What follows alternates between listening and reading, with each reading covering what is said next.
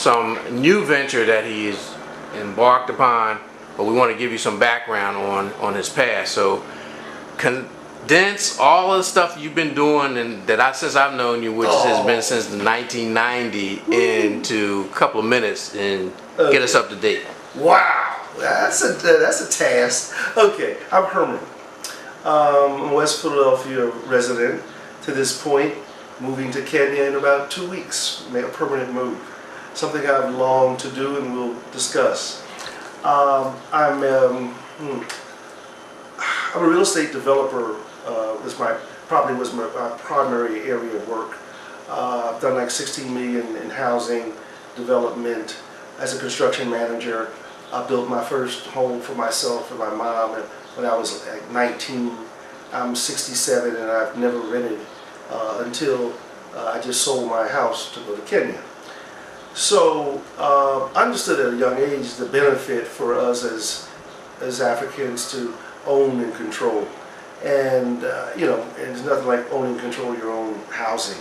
So at a very young age, I made that a priority, and praise God, I was able to do it. I wound up very highly involved in the housing industry, helping to develop low-income housing. Bought the first new mortgage in about 35 years into Mantua.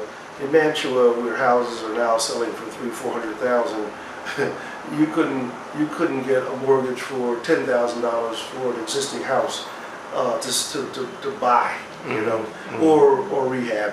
We worked with a program called PhilGap that had its own $1 million backup fund to fight that, and we were able to bring in lenders to disinvested communities. Something I really feel good about, as one of our accomplishments.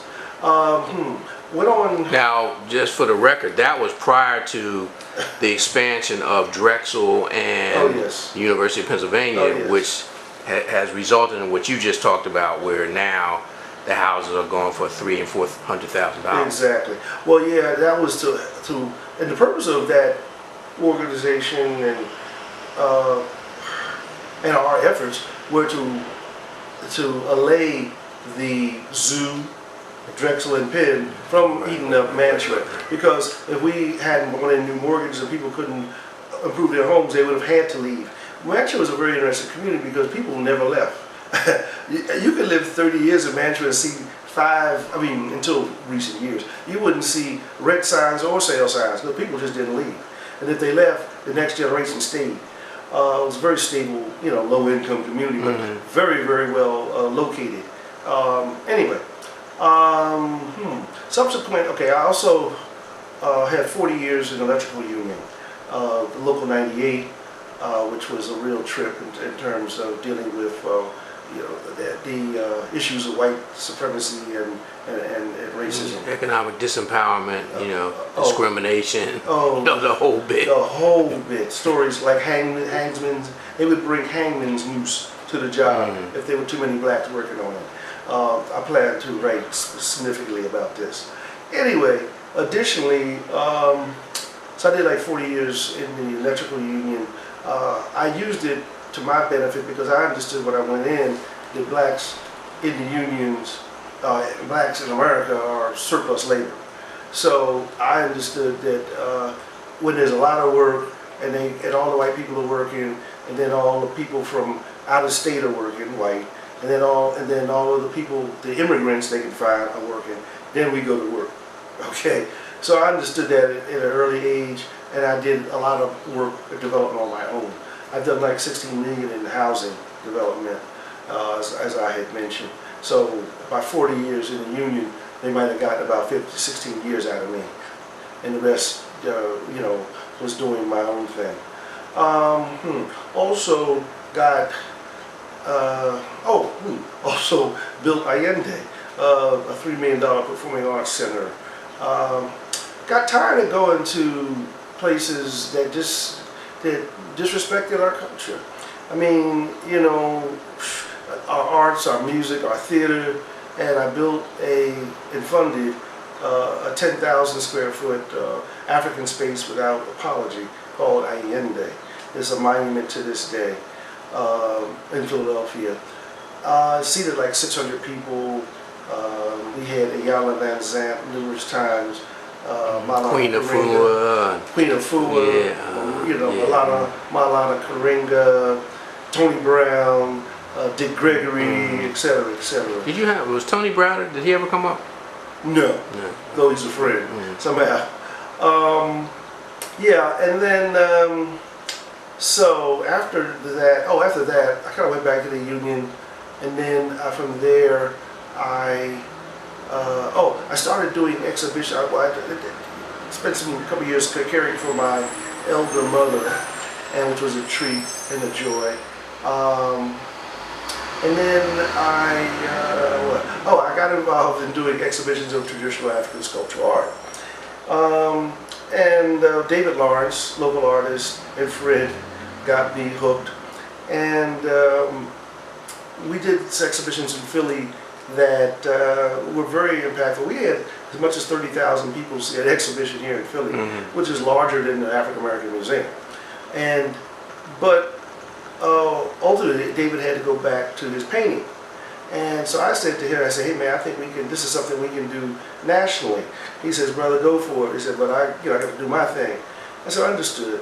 So I did a lot of research, and I connected with people of like minds nationally, and started to do major exhibitions of traditional African sculptural art.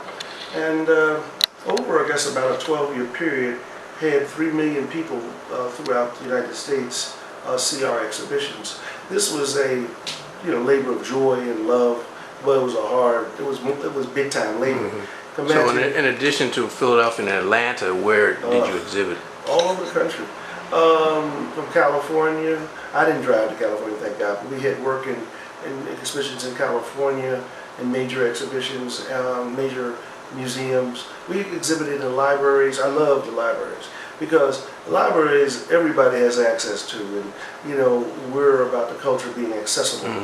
And but you did a thing at the airport in Atlanta. Yes, we did we did the largest exhibition probably of high quality African art ever exposed to the public, at one time in Atlanta. It was about a block long at the Atlanta International Airport. They have like 25 million people come through a year. Yeah, that was incredible. A lot of work. It's tremendous. I mean, why I got involved in doing it was not just the visual love of the art, but really much more because of the politics of the quote art. We don't even call it art. We call it African cultural material, which is what it really is.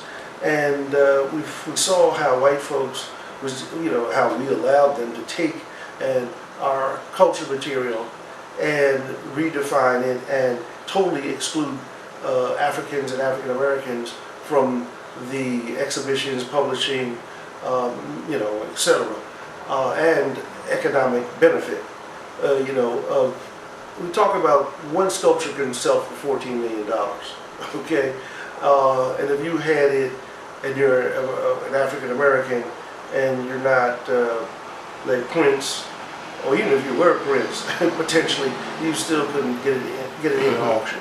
Okay, and so that's the kind of the racist economic control was one major issue, and then. But proactively, what I realized and learned was that African sculptural art was a visual means of maintaining cultural memory and cultural values, and I realized how important that was for us as Africans to maintain, to look back to maintain, utilize, sustain, and perpetuate our own cultural values, and that's what's going to save us. Because the rest of this is googly eyed. Because if you don't have your own, you're just a punk chasing somebody else's, and they treat you like a punk. White people I got more respect for white people than I want, because I know who we are. And when you know who you are, it's like what that special about walk softly and carry a big stick. You can walk softly because you're carrying a big stick. And people, what I find is when you know who you are and you express that, not even verbally, just express that through how you carry your yourself. essence. Your essence, exactly. When you do that, white folks know who they are, and they'll get behind you. I mean, when I say get behind you, they know their place is not in front of you in the world order.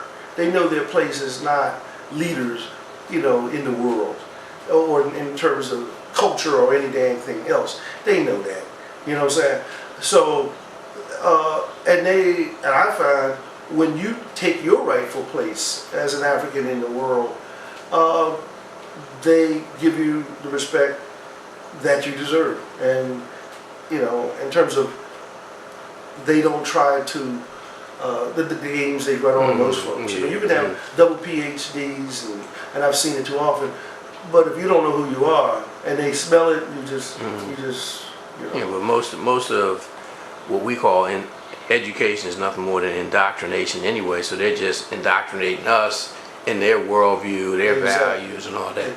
But because we have a limited space, a lot of times on the venues that I post, a lot of them can't hold more than 2 gigs. So we're gonna have to really condense a lot of this. So you did all of that. Then you met Lucy, and then.